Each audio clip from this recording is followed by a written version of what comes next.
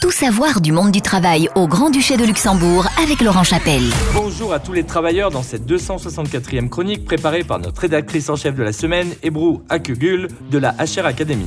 Nous allons aborder l'enjeu du secteur des ressources humaines et la difficulté de se loger au Luxembourg, puis nous parlerons du Data Officer, qui est en effet notre métier de la semaine.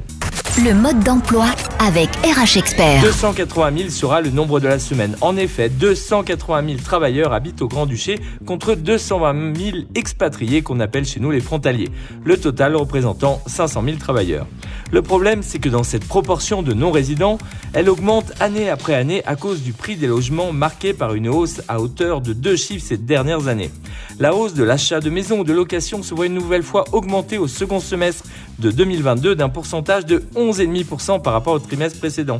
N'oublions pas que d'ailleurs toute l'année 2021 a vu les prix des logements augmenter de 14%. Alors comment on fait pour se loger au Luxembourg et éviter les bouchons et les grèves de train ? Eh bien on ne fait pas, puisque sur les 12 derniers mois, on observe une augmentation du nombre de non-résidents qui viennent travailler. Ils représentent 2 embauches sur 3 actuellement, contre 1 sur 2 avant la Covid. C'est dans ce contexte que le débat actuel sur le télétravail prend tout son sens. Le télétravail donne naissance à un nouveau lieu de travail qui est la maison et qui vient bouleverser l'habitat interne où le chat et les enfants découvrent que venir faire coucou à la caméra n'est pas forcément une bonne idée. Maintenant, la principale difficulté au travail n'est pas l'aspect fiscal avec le nombre de jours autorisés par pays, mais bien de l'aspect de la sécurité sociale qui dit que si vous bossez plus d'un jour par semaine en dehors du Luxembourg, vous devez payer les cotisations sociales du pays de résidence et dire adieu aux prestations familiales et retraites luxembourgeoises. Dans 11 semaines va s'arrêter le gel de ces fameux 25% décidés durant le Covid et le salarié, en 2023, non résident, va se retrouver avec un choix compliqué. Soit, s'il le peut, faire plusieurs jours de télétravail dans la semaine et donc habiter au Luxembourg avec un prix moyen de location pour 50 mètres carrés correspondant à la moitié du salaire minimum luxembourgeois, ou bien habiter plus grand et moins cher en dehors des frontières, mais en étant limité à un jour de télétravail par semaine et affronter les joies de la route et du train. Je sens que la grande démission n'est pas loin. Zoom sur le métier de la semaine. Data Officer est le métier de la semaine. Derrière ce nom peu connu se cache un administrateur de données car les données collectées sur les usagers et ont une place importante pour tous les domaines, d'ailleurs aussi dans les RH.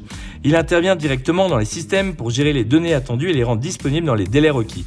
Il assure un rôle de conseil dans l'utilisation et l'évolution des référentiels, mais avant tout c'est un as des maths et des statistiques car il analyse beaucoup de données. Deux qualités du Data Officer sont la rigueur et une excellente organisation.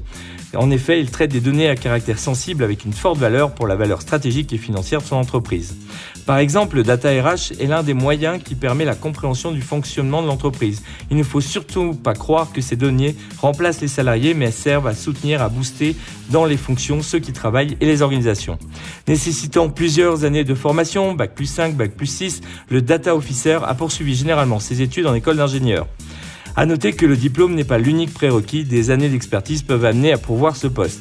L'ancienneté et le secteur d'activité sont évidemment des facteurs qui jouent sur la rémunération puisque pour un junior, il faut compter entre 38 000 et 40 000 bruts annuels, mais on voit qu'après 5 ans d'expérience, le salaire oscille entre 60 000 euros bruts et 75 000 euros bruts. Ce métier trouvera sa place dans le secteur bancaire, services en ingénierie informatique, RH, agences de marketing, les sociétés de conseil, la grande distribution ou encore dans les assurances. Alors si vous aimez les données et que vous croyez en ce métier d'avenir, n'hésitez plus et postulez à notre métier de la semaine, Data Officer. RH Expert vous donne rendez-vous dès maintenant sur www.rhexpert.com.